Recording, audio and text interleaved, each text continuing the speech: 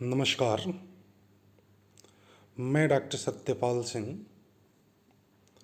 Assistant professor अर्थशास्त्र, दिग्विजयनाथ स्नातकोत्तर महाविद्यालय, गोरखपुर, उत्तर प्रदेश। हम लोग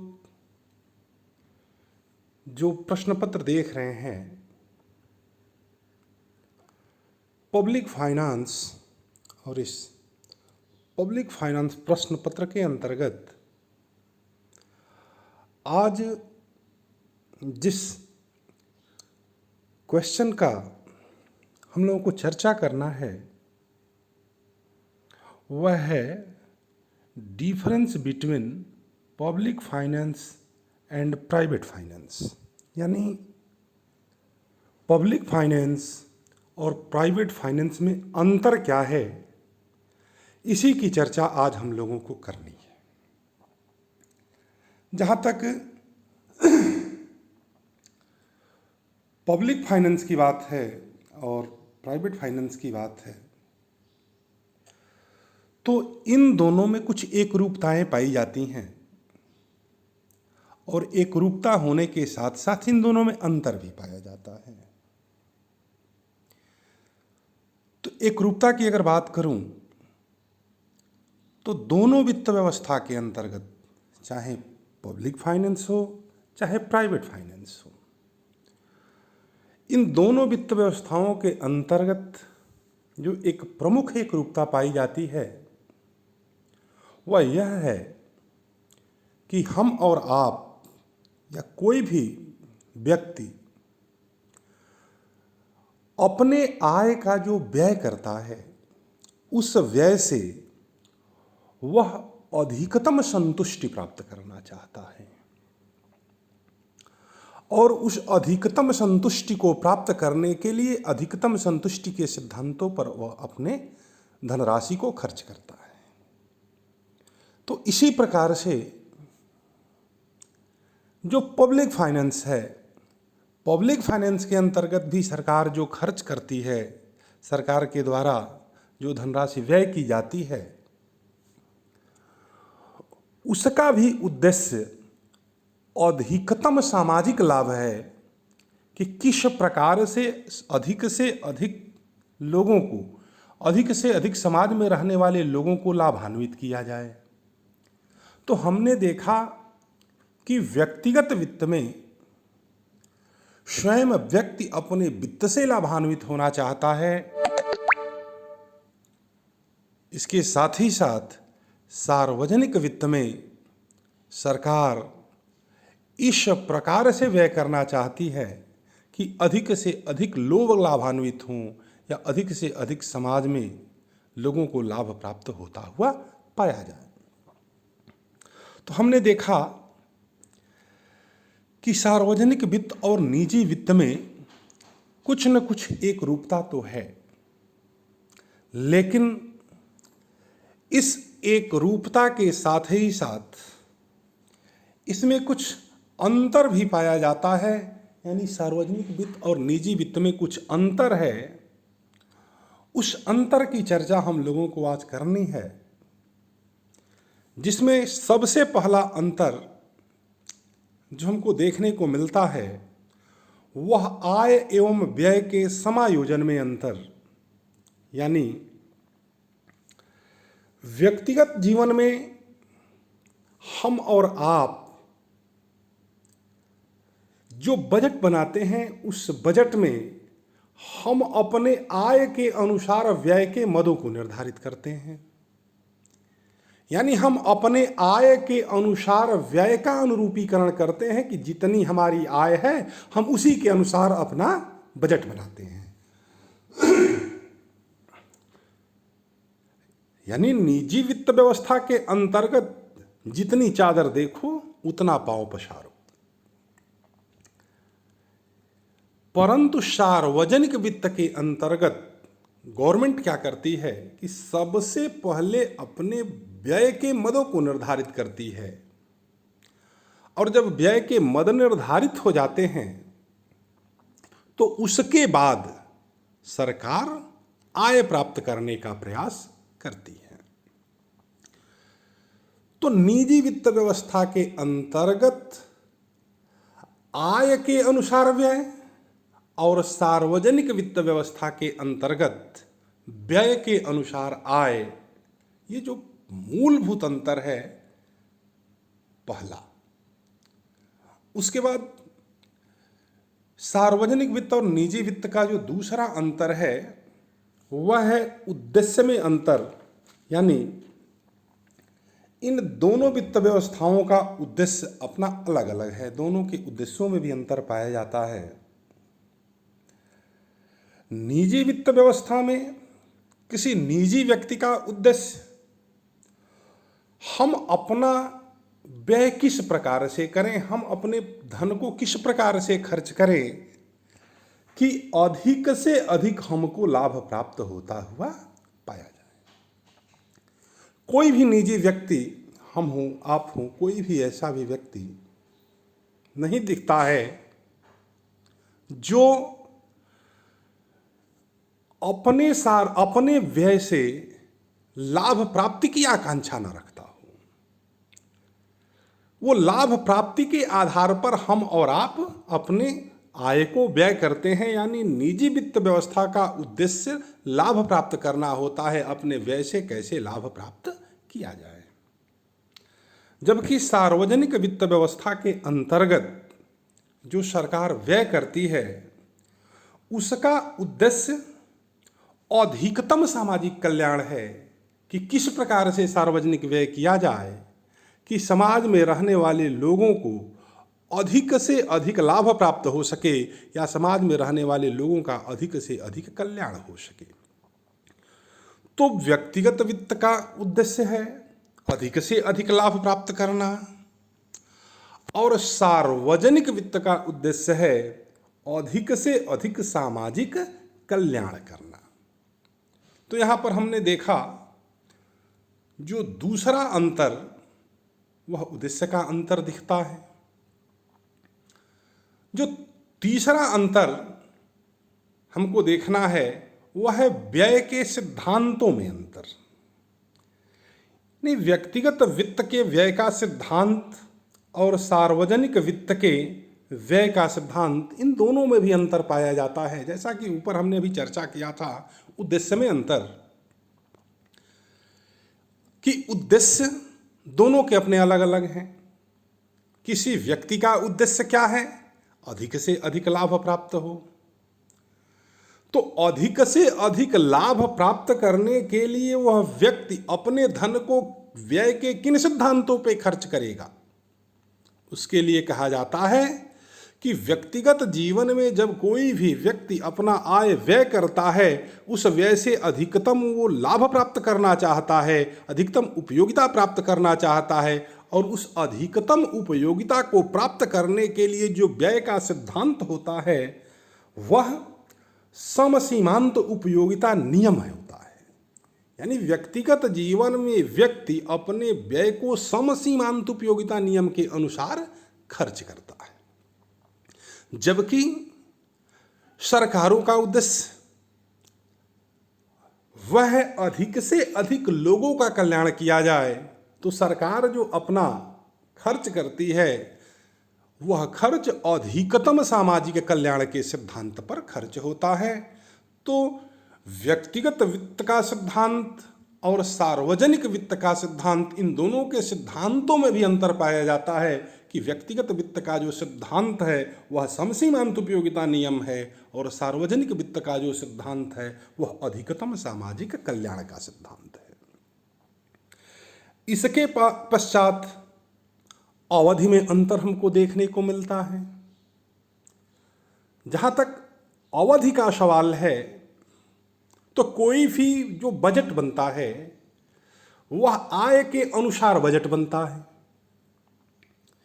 व्यक्तिगत जीवन में जो व्यक्ति के आय का आधार है वह आय दैनिक हो सकती है, साप्ताहिक हो सकती है, या अधिक से अधिक मासिक हो सकती है, मंथली हो सकती है। तो जब किसी व्यक्ति को दैनिक मजदूरी प्राप्त होती है, डेली बेसिस पे उसको मजदूरी प्राप्त हो रही है, तो उस व्यक्ति का जो बजट होगा वो डेली बजट होगा। किसी पर्सन को वीकली इनकम प्राप्त हो रही है, तो जब किसी व्यक्ति को वीकली इनकम प्राप्त होगा तो उसकी बजटिंग वीकली होगी। कुछ लोगों को आय मंथली प्राप्त होता है, तो जिसकी आय मंथली प्राप्त होती है, मासिक आय है, उस व्यक्ति का जो बजट होता है वो मासिक बजट होता है। लेकिन सार्वजनिक राजस्व के अंतर्गत जो बजट बनाया जाता है वह वार्षिक बजट होता है, एक साल के लिए बजट बनता है। तो यहाँ हमने देखा कि बजट के अवधि में भी अंतर पाया जाता है। सार्वजनिक वित्त का जो अवधि है वो कुछ और है, और व्यक्तिगत वित्त के अंतर्गत जो बजट बनाया जाता है उसका अवधि कुछ और है। उसके बाद जो पांचवा अंतर हमको देखने को मिल रहा है वह है राजकीय आय की अनिवार्य प्रकृति। राजकीय आय की बात हो रही है, यानी पब्लिक फाइनेंस की बात हो रही है। पब्लिक फाइनेंस में अनिवार्य प्रकृति पाई जाती है। सरकार को यदि आय की आवश्यकता है, सरकार को अभी धन की आवश्यकता है, तो वह अनिवार्य प्रकृति के अनुसार हमारे और आपके ऊपर कुछ एक्स्ट्रा टैक्स लगा दे। जो पहले से टैक्स लगे हुए हैं उस टैक्सों की मात्रा बढ़ा दे, टैक्सों का दर बढ़ा दे। हमारे और आपके ऊपर तमाम प्रकार के टैक्स को वो बढ़ा सकती है। हमारे और आपको कर्ज देने के लिए भी सरकार मजबूर कर सकती है। कुछ भी काम नहीं हो पा रहा है तो सरकार चाहे तो नोट छाप ले। यानी सरकार को यदि आय की आवश्यकता है तो उसके पास अनिवार्य प्रकृति है और वह आय प्राप्त कर सकती है, अनिवार्यतया अपने आय को वो बढ़ा सकती है। परंतु किसी व्यक्ति को, हमको, आपको यदि कुछ अतिरिक्त धनराशि की आवश्यकता है तो हमारे पास ऐसा कोई प्रकृति या ऐसा कोई अधिकार नहीं है कि हम अपने एम्प्लॉयर पर किसी भी प्रकार का दबाव बना सकते हैं और अपने आय की मात्रा को बढ़ा सकते हैं। तो हमने पांचवा ये देखा कि राजकीय आय की जो प्रकृति होती है वह अनिवार्य होती है। इसी के साथ ही साथ जो छठवां हम देख रहे हैं वह राजकीय ऋण की अनिवार्य प्रकृति। सरकार चाहे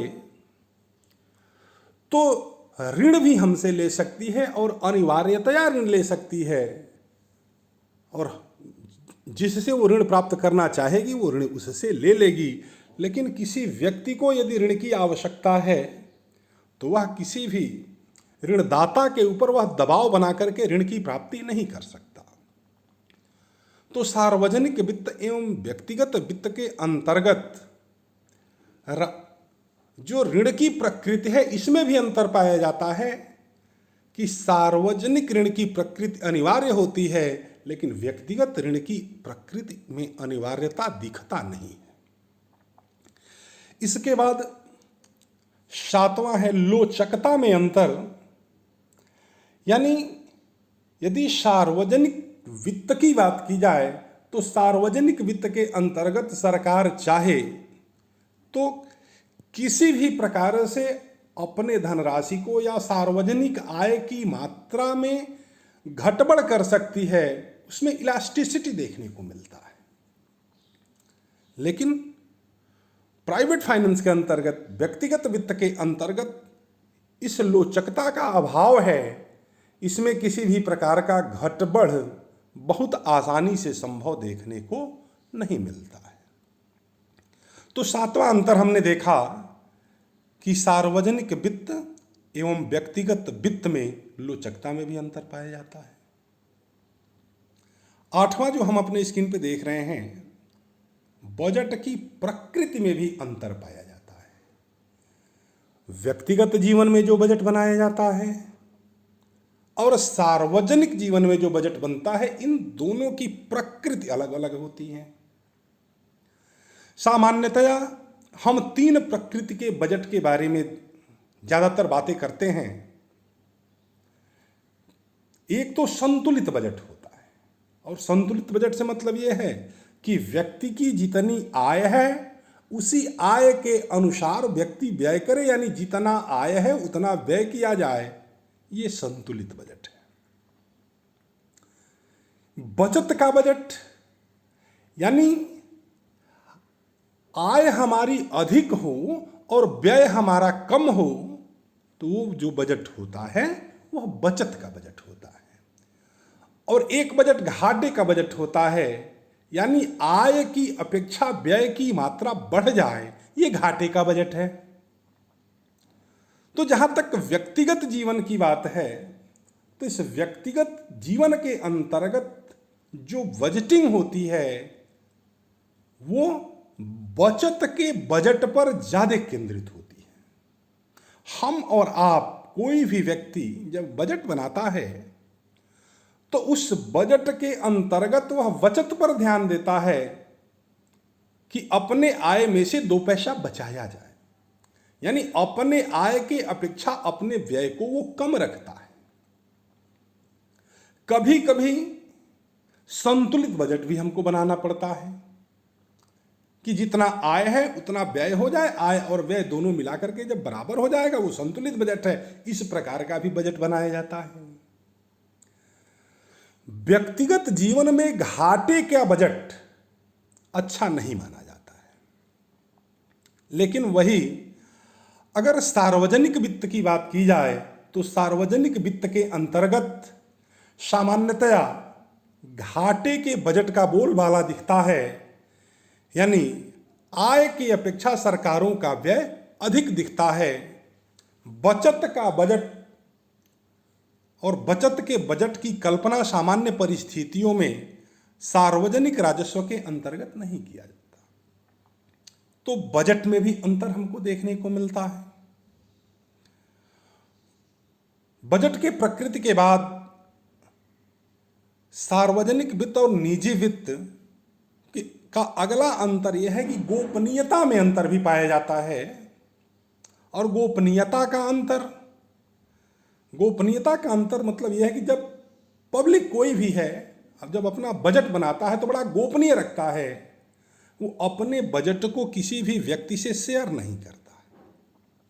लेकिन जब सरकार बजट बनाती है तो पब्लिश करती है, टेलीविजन के माध्यम से, समाचार पत्रों के माध्यम से, सोशल मीडिया प्लेटफॉर्म पर, इंटरनेट के द्वारा अपने बजट को जो है वो प्रसारित करती है, जन जन तक फैलाने का प्रयास करती है कि इस वर्ष जो हमारा बजट है इन मदों पर सरकार के द्वारा खर्च किया जाना है और ये कल्याणकारी योजनाएं हमको इस साल चलानी है।